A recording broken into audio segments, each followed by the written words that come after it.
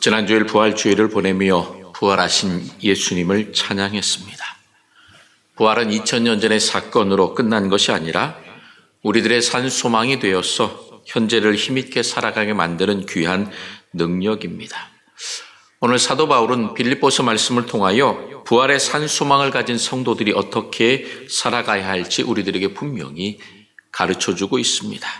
그래서 16절에 이렇게 말씀합니다. 그리스도의 날에 내가 자랑할 것이 있게 하려 함이라. 인생의 끝에 그리고 주님께서 다시 오실 그 마지막 날에 우리 성도들 모두가 다 예수 그리스도 앞에 하나님 앞에 자랑할 것이 있어야 한다는 것입니다. 그러면 어떻게 살아갈 것인가? 사도 바울은 12절에 이렇게 말씀합니다. 항상 복종하여 두렵고 떨림으로 너희 구원을 이루라고 권면합니다. 그리스도의 날에 자랑할 것이 있는 인생을 살아가기 위해서는 두렵고 떨림으로 구원을 이루어야 한다는 것입니다. 왜 두렵고 떨림으로 구원을 이루어 가야 할까요? 빌립보 교회가 처했던 내적, 외적 상황을 살펴보면 왜 바울이 이렇게 권면했는지 우리는 알 수가 있습니다. 바울은 그 개인이 하나님으로 받던 구원의 은총을 잊어버리는 것이 아니라 바로 공동체가 하나가 되어야 하고 성숙하기 위해서 두렵고 떨림으로 구원을 이루어야 한다라고 지금 엄숙하게 경고하고 있는 것입니다. 당시 빌립보 교회에는 내부에 분열이 있었습니다. 빌립보서 4장에 보게 되면 유오디아와 순두계라고 하는 교회의 리더들이 서로 분쟁하며 다툼했습니다. 그런데 이 분쟁과 다툼은 개인적인 문제를 넘어서서 교회 안의 일치감을 해치게 되었습니다. 그래서 오늘 빌립보서 2장 2절에 보게 되면 마음을 같이 하여 같은 사랑을 가지고 뜻을 합하여 한 마음을 품으라고 강조했던 것입니다. 또한 외부적으로 심각한 박해에 직면해 있었습니다. 빌립보 지역은 이 로마에서 퇴역한 군인들이 많이 거주하던 곳이었습니다. 그러다 보니 그 빌립보 교회 성도들은 당시 로마 황제 숭배, 즉 황제가 우리의 주님이시다, 우리의 주인이시다라고 고백하는 그 황제 숭배의 세상 속에서 예수 그리스도께서 우리의 주인이십니다, 주님이십니다라고 고백하면서 살아가야 했습니다. 그러다 보니 주변 사람들로부터 비난과 박해를 받을 수밖에 없었습니다. 외부의 박해가 점점 거세지면서 교회 공동체는 흔들릴 수밖에 없었습니다. 그런데 외부의 박해 때문에 흔들리는 과정 속에서 내부의 분란이 있다 보니 교회는 더 힘들어졌던 것입니다. 그래서 사도 바울은 너희가 두렵고 떨림으로 구원을 이루어가라고 명령하면서 내적 외적 문제의 직면에서 성도들은 하나님의 뜻에 순종하여 부활의 산 소망 안에서 하나님께서 기뻐하시는 공동체를 이루어가야 함을 거듭해서 이야기하고 있는 것입니다. 그래서 끝까지 믿음의 경주를 완주해서 주님 앞에 설 때에 주님 앞에 자랑할 것이 있어야 한다라고 강조하고 있는 것입니다. 그런데 이 빌립보 교회의 문제는 2000년 전의 문제가 아니라 지금 현대 교회가 우리가 직면하고 있는 문제입니다.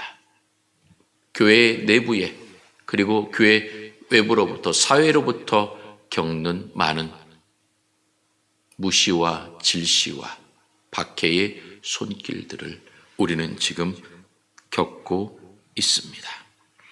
이러한 내부적 외부적 문제를 다 함께 안고 있는 교회가 과연 마지막 날 예수 그리스도 앞에서 자랑할 수 있는 풍성한 열매를 맺기 위해서 우리는 어떻게 살아가야 하겠습니까? 심각하게 우리의 모습을 돌아보아야 할 것입니다. 그래서 12절 말씀대로 두렵고 떨림으로 구원을 이루어야 합니다. 구원을 이루라고 하는 것은 아직 우리들의 구원이 완성되지 않았다는 것입니다. 이 땅 가운데에서 살아가지만 그러나 아직 우리의 인생이, 우리의 믿음이 미완성이라고 하는 것들을 기억하고 긴장감을 갖고 살아가야 한다라는 것입니다. 이 구원을 이루라 해서 이 이루라고 하는 그 헬라어는 어떤 뜻이냐면 광산에서 금을 캐내는 것, 그리고 밭을 일구어서 수확하다라고 하는 뜻을 가지고 있습니다. 여러분, 그 금광에서 그 금을 캐낼 때에 얼마나 많은 수고를 해야 됩니까? 그리고 그것을 캐어내고 난 다음에 어떻게 합니까? 불순물을 다 제거해야 된다는 것입니다. 그리고 농부가 밭을 일구어서 씨를 뿌리고 수없이 많은 땀을 흘려야 그 열매를 맺을 수 있는 것처럼 우리들의 구원은 예수 그리스도를 믿음으로 구원받은 것 같지만 그러나 그 구원의 완성은 끝까지 하나님 나라에 갈 때까지 우리가 힘쓰고 애써야 한다라는 것입니다. 그래서 우리들의 삶의 현장에서 보여주는 순종과 겸손과 사랑과 배려 속에서 그 공동체는 더욱더 성숙해가며 모든 사람들을 하나님의 사랑과 구원의 은총 안에서 하나가 되도록 보듬는 아름다운 모습을 만들어가야 한다라고 우리들에게 지금 사도 바울은 분명히 권면하고 있는 것입니다. 그렇다면 두렵고 떨리는 마음으로, 두렵고 떨림 하면 보통 우리는 무서움과 공포를 생각하게 됩니다. 그러나 이 두렵고 떨림은 공포가 아닙니다. 이미 우리는 예수 그리스도를 믿음으로 사망에서 생명으로 옮겨졌기 때문에 이 두렵고 떨림이라고 하는 것은 무엇이냐? 바로 우리의 구원과 우리 인생을 이끌어 가시는 아버지 하나님에 대한 경외, 존경, 그 하나님에 대한 온전한 믿음의 고백을 드려야 한다라는 것입니다. 여러분, 부모님과 함께 식사를 하는데 자녀들 간에 투닥투닥거리고 싸우는 일들이 벌어집니까? 밥상머리에서 그러면 큰일 납니다. 왜냐하면 부모님이 계신데, 어른이 계신데 어떻게 자녀들이, 아이들이 그 앞에서 서로 분쟁과 다툼을 할 수 있겠습니까? 이와 같은 것입니다. 하나님께서 우리 앞에 계시고 하나님께서 우리 인생의 모든 것을 보고 계신데 어찌 우리가 교회 안에서, 가정에서, 직장에서 우리가 살아가는 모든 곳곳에서 내 마음대로 살아갈 수가 있겠습니까? 하나님께서 내 앞에 계심을, 내 인생의 주인 되시는 하나님께서 내 앞에 계심을 늘 기억하면서 두렵고 떨림으로 존중하며 조심하는 마음으로 우리가 살아가야 한다라고 하는 것입니다. 그렇기 때문에 우리는 늘 기억해야 할 것입니다. 항상 복종하라는 것입니다. 즉 내가 하나님 앞에 있습니다. 하나님이 내 앞에 늘 계시기 때문에 그 하나님 앞에 복종해야 한다라는 것입니다. 그러면서 두렵고 떨림으로 주님 앞에 나아갈 때에 무엇을 살펴야 한다라는 것입니까? 13절은 우리들에게 말씀해 주십니다. 너희 안에 행하시는 일은 바로 누구시냐? 하나님이라는 겁니다. 우리 안에 소망을 두고 우리 안에 목적과 계획을 갖고 살아가도록 모든 것들을 인도하시는 분은 하나님이시기 때문에 그 하나님께서 기뻐하시는 것이 무엇인지 하나님의 뜻을 알고자 노력해야 된다는 것입니다. 내가 말하는 것, 내가 행동하는 것, 그리고 내가 사람들과 만나고 사람들과의 모든 관계 속에서 내가 정말 하나님의 기쁘신 뜻을 행하고 있는지 우리는 늘 돌아보아야 한다는 것입니다. 그러니 우리는 두렵고 떨릴 수밖에 없습니다. 왜냐하면 내가 말하는 말 한마디, 내가 쉽게 던지는 그 말 한마디의 행동이 누구를 나타냅니까? 하나님을 나타내고 내가 파평교회의 성도이기 때문에 내 삶을 통하여 교회가 드러나고 교회가 이렇게밖에 안 되냐라고 하는 비난과 비판을 받을 수 있다라는 것을 우리는 늘 생각해야 됩니다. 그래서 두렵고 떨림으로 우리는 살아갈 수밖에 없다라는 것입니다. 그래서 여러분, 성령께서 우리 안에 주시는 그 마음, 하나님의 기쁘신 뜻대로 살아가려고 우리들에게 도전해 주시고 우리들의 문을 두드려 주시고 말씀으로 은혜로 베풀어 주시는 것도 늘 기억하면서 주님 앞에 두렵고 떨림으로 살아갑시다. 항상 복종하는 마음으로, 순종하는 마음으로 내가 하나님의 기쁘신 뜻대로 살아가겠습니다라고 우리는 고백해야 합니다. 그러면서 사도 바울이 구원을 이루라고 했던 이 노력은 여러분 고통이 아닙니다. 오히려 고통이기보다는 하나님께서 우리들에게 주시는 기쁨이요, 우리들을 건강하게 하고 우리를 온전하게 만들어 가시는 주님의 은혜입니다. 그러므로 여러분, 내 힘으로 거룩해지고 내 힘으로 모든 것을 하려고 하지 마십시오. 그러면 쉽게 지치고 쓰러지고 포기하게 됩니다. 그러므로 주님의 뜻이라면 내가 성실하게 최선을 다하겠습니다라고 고백할 때에 성령께서 우리들의 마음에 평안함을 주시고 모든 것들을 감당할 수 있는 은혜를 하나하나 허락해 주실 것입니다. 그러면서 두 번째로 우리들에게 뭐라고 말씀합니까? 원망과 시비가 없는 화평의 삶을 살아가라고 사도 바울은 권면하고 있습니다. 그래서 14절에 모든 일을 원망과 시비가 없이 하라라고 말씀합니다. 여러분, 우리가 세상 속에서 내가 하나님의 자녀임을, 그리고 두렵고 떨림으로 구원을 이루어갈 수 있는 가장 실제적인 장소는 어디일까요? 바로 우리가 살아가면서 만나게 되는 모든 관계 속에서 우리는 원망과 시비가 없이, 그리고 하나님의 기쁘신 뜻을 드러내야 한다라고 하는 것입니다. 모든 일이라고 하는 것은 무엇입니까? 바로 우리들의 일상생활 속에서 거룩함이, 그리고 하나님의 기쁘신 뜻이 드러나야 한다라고 하는 것입니다.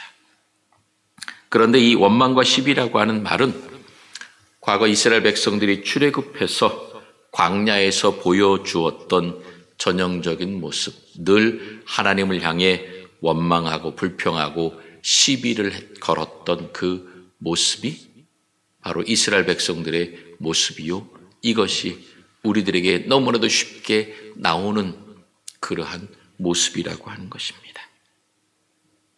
여러분, 원망은 언제 나옵니까? 하나님에 대한 불신에서 나오게 됩니다. 하나님 왜 이렇게 힘들게 하십니까? 어렵게 하십니까? 내가 열심히 노력했는데 왜 결과가 이거밖에 안 됩니까? 라고 원망하는 것, 하나님에 대한 불신에서부터 나오는 것입니다.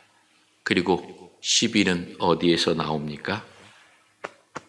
자기 의를, 내 의를 내세우는 교만에서부터 나옵니다.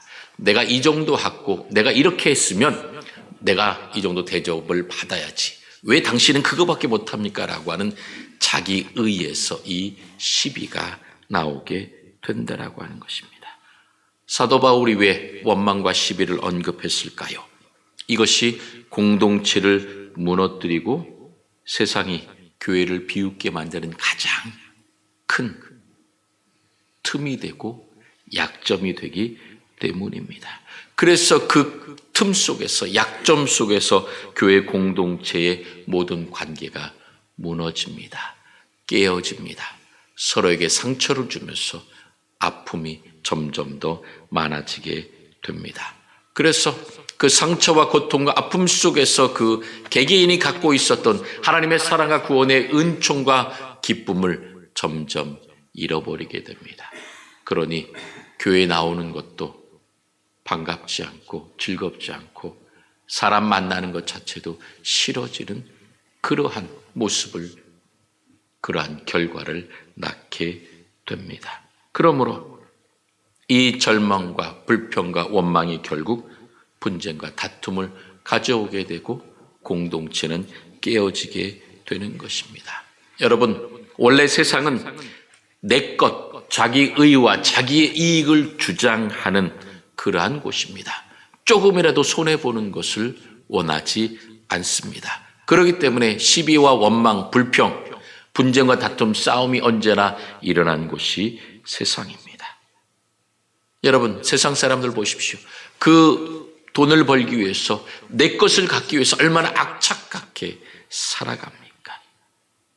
온갖 수단과 방법을 다 동원해서 자기의 배를 채우는데 혈안이 되어 있는 것이 바로 세상 사람들입니다. 그러나 부활의 산 소망을 갖고 있는 사람, 하늘에 썩지 않을 유업을 확신하는 사람은 이 땅에서 겪게 되는 작은 손해 때문에 원망해서는 안 됩니다. 불평해서는 안 됩니다. 우리는 억울한 일을 당해도 부활의 소망이 있기 때문에 하나님께서 우리 인생의 주인이 되어주시고 공의의 하나님께서 심판하실 것이 분명하기 때문에 내가 억울함을 당하고 손해를 당하고 아픔을 당해도 하나님께 맡기고 한 걸음 한 걸음 나아가게 되면 결국 하나님께서 나로 하여금 승리하게 하시고 나의 억울함을 갚아주시고 내 손해를 더 좋은 것으로 합력하여 선을 이루는 긍휼과 자비의 손길로 역사해 주시는 것이 바로 우리의 아버지 하나님이십니다. 그렇기 때문에 주님 앞에서 묵묵히 감사와 찬양과 기쁨을 고백하면서 한 걸음 한 걸음 나아갈 때에 우리 믿음의 사람들은 이 어그러지고 어둡고 원망과 시비로 가득한 세상 속에서 생명의 빛을, 부활의 빛을, 하나님의 영광의 빛을 드러내는 아름다운 빛으로 드러날 수밖에 없습니다. 그러므로 우리가 원망 대신 감사하고 시비 대신 화평할 때에 어그러지고 거스르는 세대 가운데에서 이 죽음이 가득한 세상 가운데에 하나님의 흠없는 자녀로 나타나게 되는 것입니다. 그러므로 우리들의 넉넉함과 여유와 배려와 사랑이 이 세상 속에서 별빛처럼 반짝반짝 빛나야 합니다. 여러분, 별은 본인이 빛을 내는 것이 아닙니다. 태양으로부터 그 빛을 받아서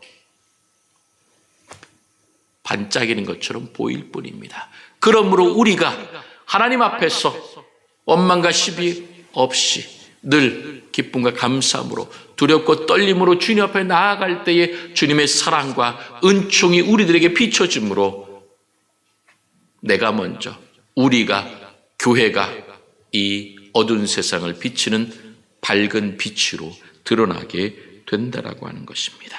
그러므로 여러분, 원망의 소리가 나오는 그곳에서 우리가 감사합시다.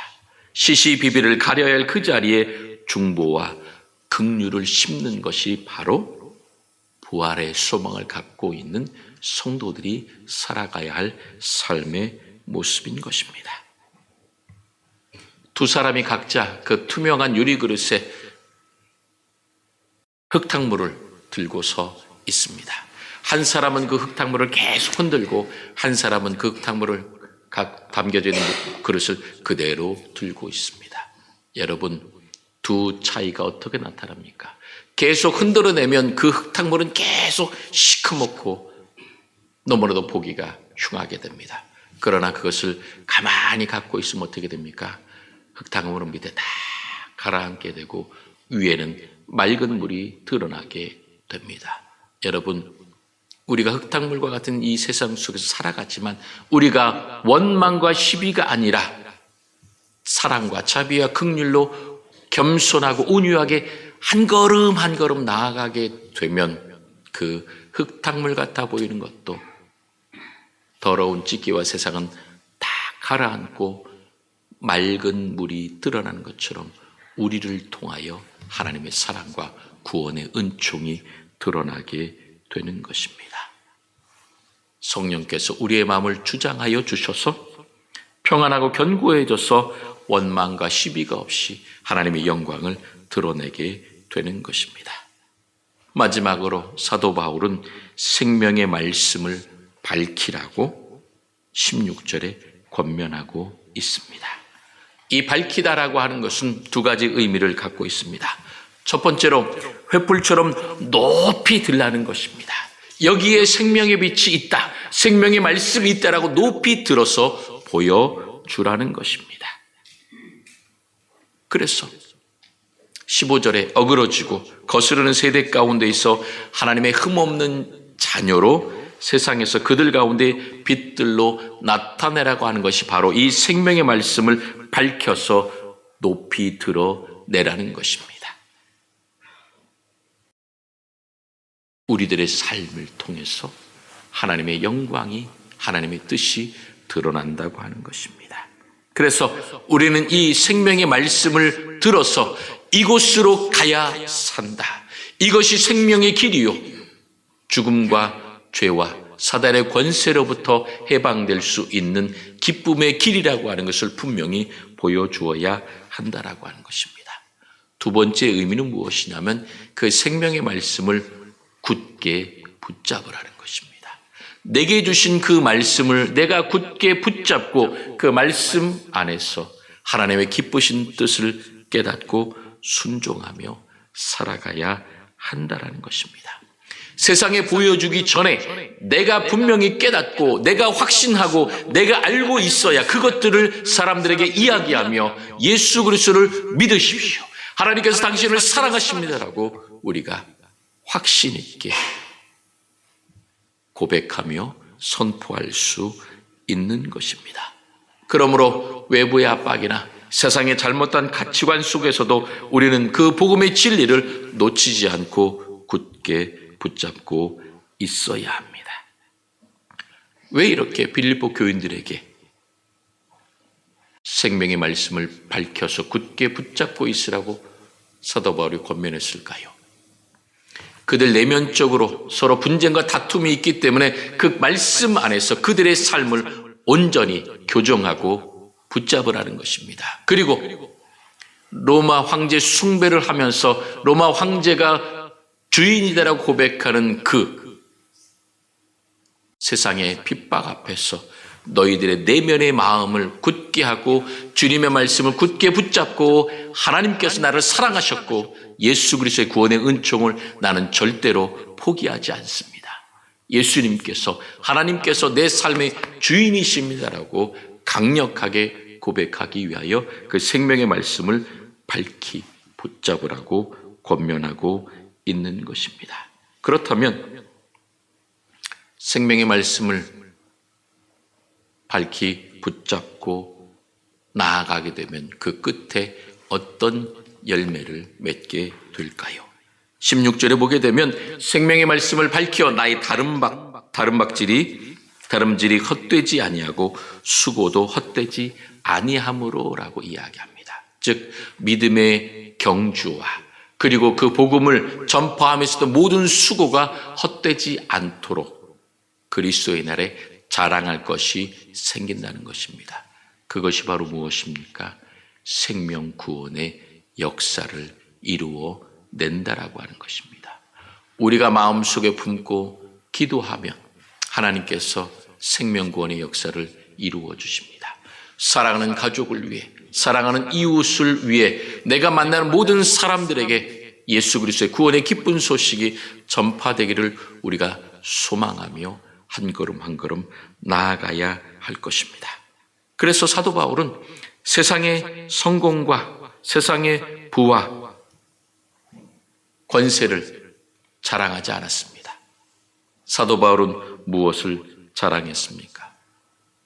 예수님께서 오시는 그날 내가 하나님 앞에 하나님 앞에 예수님 앞에 자랑한다는 것입니다. 세상 앞에 자랑하지 않는다는 것입니다. 그러므로 우리의 눈은 오직 하나님을 바라보고 예수 그리스도를 바라보면서 내가 주님 앞에서 내 생명 구원의 열매를 하나하나 맺어가겠습니다.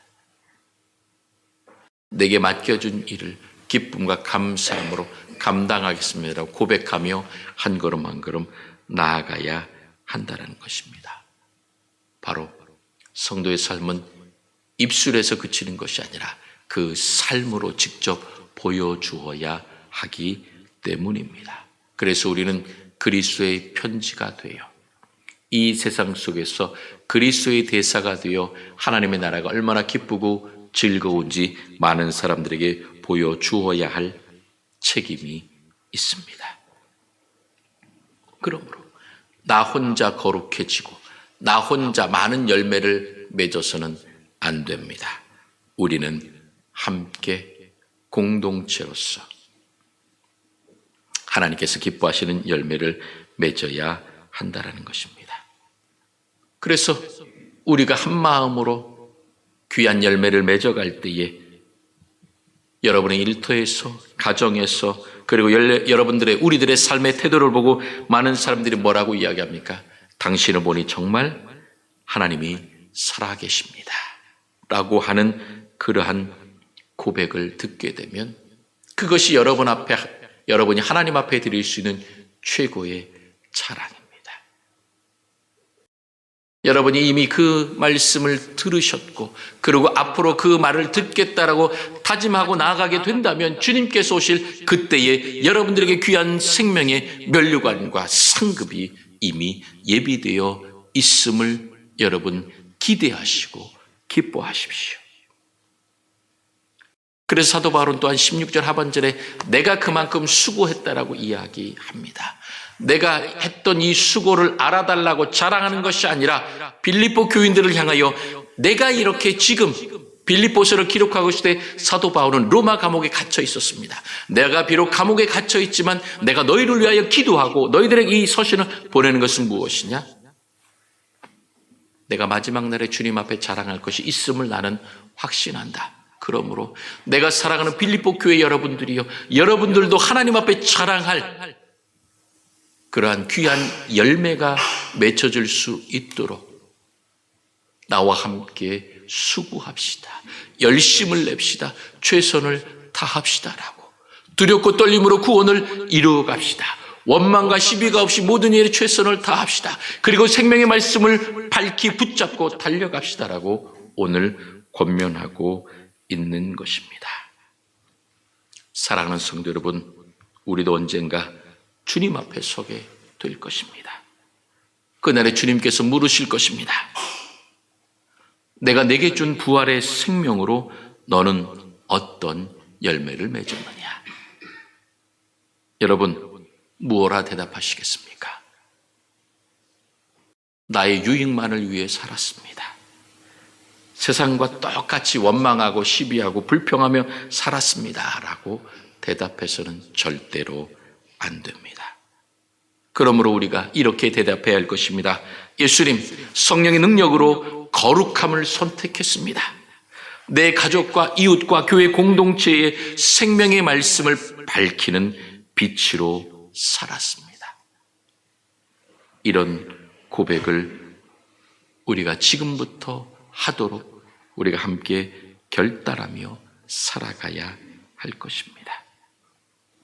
그러므로 주님, 내 안에 부활의 소망이 있습니다.